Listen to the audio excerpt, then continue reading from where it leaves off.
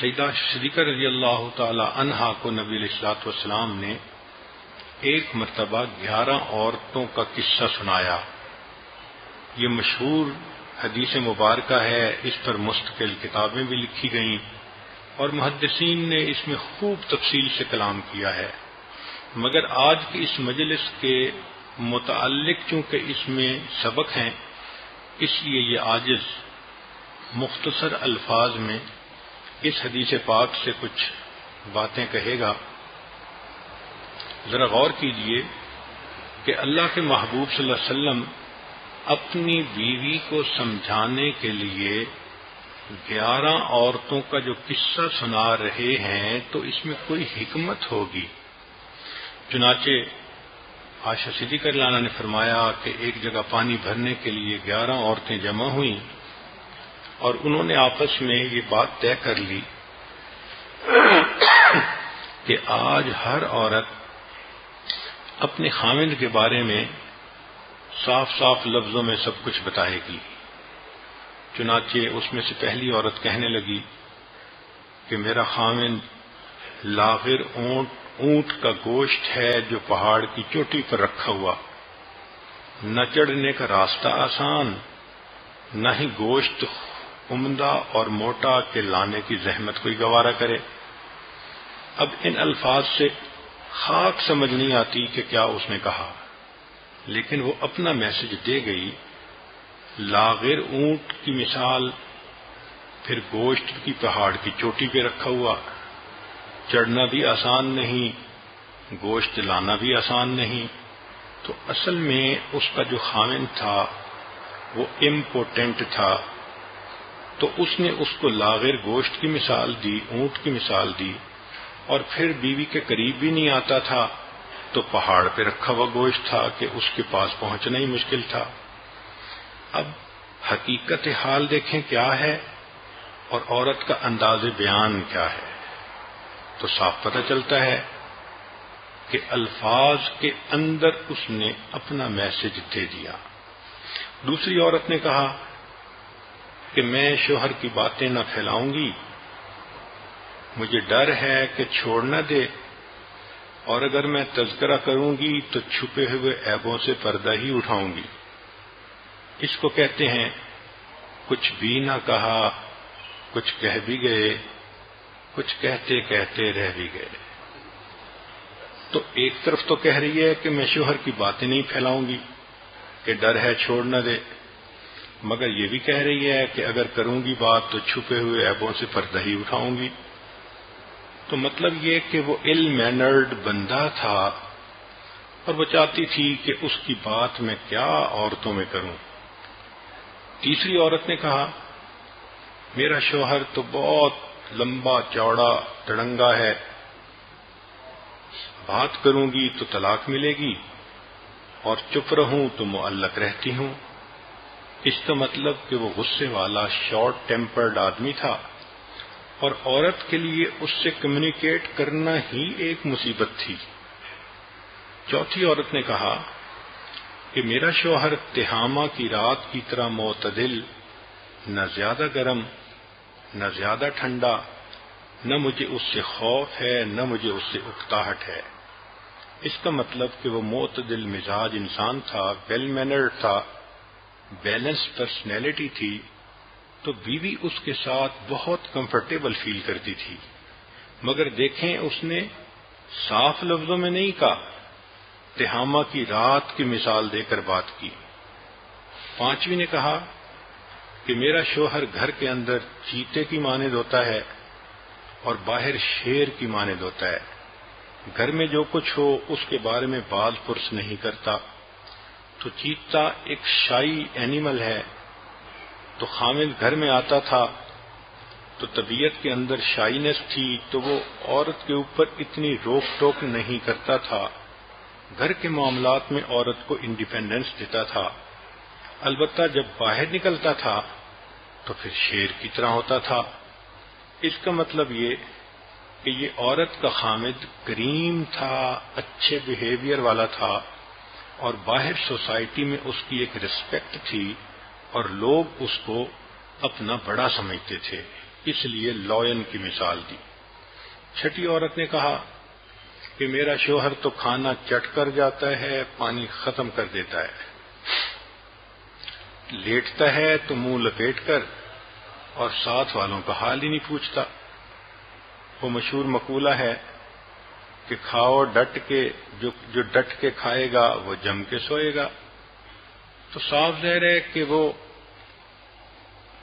بہت over eight کرتا تھا، اور جو شخص اتنا زیادہ کھائے تو وہ نیند اتنی غالب ہوتی ہے کہ اسے پاس والے کا احساس ہی نہیں ہوتا۔ ساتویں عورت نے کہا کہ میرا شوہر گمراہ ہے یا عاجز، سینے سے دبانے والا، تمام دنیا کے عیب موجود، سر پھوڑے یا زخمی کرے، دونوں کام اس کے لیے آسان۔ اس کا مطلب یہ کہ اس کا جو خاوند تھا وہ جھگڑالو طبیعت والا تھا، فائٹر قسم کا بندہ تھا، ذرا ذرا سی بات پہ لڑنے مرنے پہ تیار ہو جاتا تھا۔ آٹھویں عورت نے کہا کہ میرا شوہر خرگوش کو چھونے کی طرح نرم ہے اور زرنب گھاس کی طرح خوشبودار ہے۔ اب اس نے خاوند کو دیکھو کس طرح ڈسکرائب کیا کہ خرگوش چھونے کی طرح نرم ہے اور زرنب گھاس کی طرح خوشبودار ہے۔ اس کا مطلب یہ کہ اس کا خاوند گڈ لکنگ بھی ہوگا، سافٹ ہارٹڈ بھی ہوگا اور اٹریکٹو بھی ہوگا۔ جادو ہے صنم تیری آنکھوں میں، خوشبو ہے پیا تیری سانسوں میں۔ اب اس نے پوری صورتحال کو ایک نرم پیارے خرگوش کے ساتھ مثال دے کر سمجھایا۔ نویں عورت نے کہا کہ میرا شوہر تو اونچے ستونوں والا، لمبی نیام والا، بہت سخی، اس کا گھر دار المشورہ۔ یوں لگتا ہے کہ اس کا خاوند کوئی سوشلی ایکٹیو انسان تھا جس کے گھر پر لوگ آتے تھے اور آپس کے معاملات طے ہوتے تھے، سلو ہوتی تھی، ڈسکشنز ہوتی تھیں، تو اس نے اپنے خاوند کو اس طرح سے ڈسکرائب کیا۔ 10ویں عورت نے کہا کہ میرے شوہر کا نام مالک، تمام ذہنی تعریفوں سے بلند و بالا، یعنی میں اس کی تعریف ہی نہیں کر سکتی، وہ اتنا اچھا انسان، اونٹ تھان پر زیادہ چراگاہ میں کم۔ اس کا مطلب یہ کہ فیلڈ میں جانور تھوڑے ہوتے ہیں اور گھر میں جو قربانی کے لیے بندھے ہوتے ہیں وہ زیادہ ہوتے ہیں، اور قربانی کے لیے جو بندھے ہوتے ہیں وہ اس لیے کہ مہمانوں کی آمد و رفت زیادہ ہوتی ہے، تو باجے کی آواز سن کر اونٹ ذبح ہونے کے لیے تیار ہو جاتے ہیں۔ یعنی ان کے ہاں دستور تھا کہ جب مہمان آتا تھا تو ایک باجے کی آواز وہ بجا دیتے تھے، تو جو لوگ تھے ان کو پتا ہوتا تھا کہ اب جانور کو ذبح کیا جائے گا، تو وہ قریب آتے تھے۔ یہ خاوند ویل بیہیوڈ تھا اور یہ گڈ ہوسٹ تھا، مہمان نواز انسان تھا، اللہ نے دسترخوان بڑا دیا تھا، تو عورت نے اس کی ان الفاظ میں ڈسکرپشن بتائی۔ پھر 11ویں عورت نے کہا کہ میرے شوہر کا نام ابو ذرا، اس نے میرے کان زیور سے بوجھل کر دیے، یعنی سونے سے مجھے لاد دیا، اور میرے پاؤں چربی سے موٹے ہو گئے، یعنی کھانے پینے کی فراوانی تھی۔ اتنا پیار دیا کہ میں نہال غریب گھرانے سے لایا اور امیر گھرانے میں بسایا۔ کام کرنے والے سب کے سب گھر میں موجود، نوکر چاکر۔ میں بولتی تو روک ٹوک نہیں تھی، میں سوتی تھی تو صبح کر دیتی تھی۔ یعنی اس نے مجھے پوری محبت کے ساتھ سہولت کی زندگی میں رکھا ہوا تھا۔ میں اپنی نیند پوری کرتی تھی، نہ مجھے گھر کے کاموں کی کوئی ایسی مصیبت تھی، اس نے مجھے اتنے پیار سے رکھا تھا۔ پانی پیتی تھی تو سہولت و اطمینان سے۔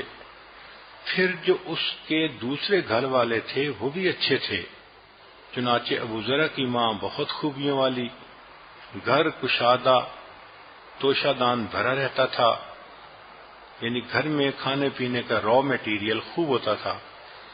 پھر ابو ذرا کے بیٹے کی کیا تعریف کروں، یعنی جو بیٹا تھا میرا وہ بھی بہت پیارا، سونے کی جگہ کھجور کا 2 شاخہ یعنی چھریرا بدن، بکری کے 4 ماہ کے بچے کے دودھ سے پیٹ بھر جاتا یعنی کم خوراک تھا۔ ابو ذرا کی بیٹی کی خوبیاں کیا گنواؤں، باپ کی فرما بردار، صحت مند کہ چادر اس کے جسم سے بھر جائے، اپنی سوکن کے لیے حسد اور غصے کا باعث، یعنی وہ خوبصورت بھی تھی اور خوبصیرت بھی تھی، اللہ رب العزت نے ان کو اتنی اچھی بیٹی دی تھی۔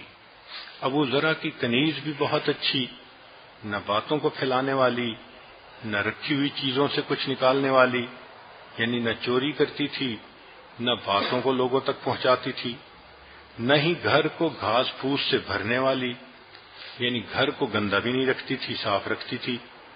ابو ذرا ایک دن گھر سے نکلا، دودھ بلونے کا وقت تھا جانوروں کے پاس جانے کے لیے۔ اس نے ایک عورت کو دیکھا جس نے 2 بچوں کو اٹھا کے سینے سے لگایا ہوا تھا۔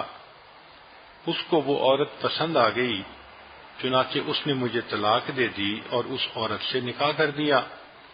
میں نے اس کے بعد ایک شریف آدمی سے نکاح کیا جو تیز گھوڑوں پہ سوار ہوتا تھا، ہاتھ میں نیزہ رکھتا تھا۔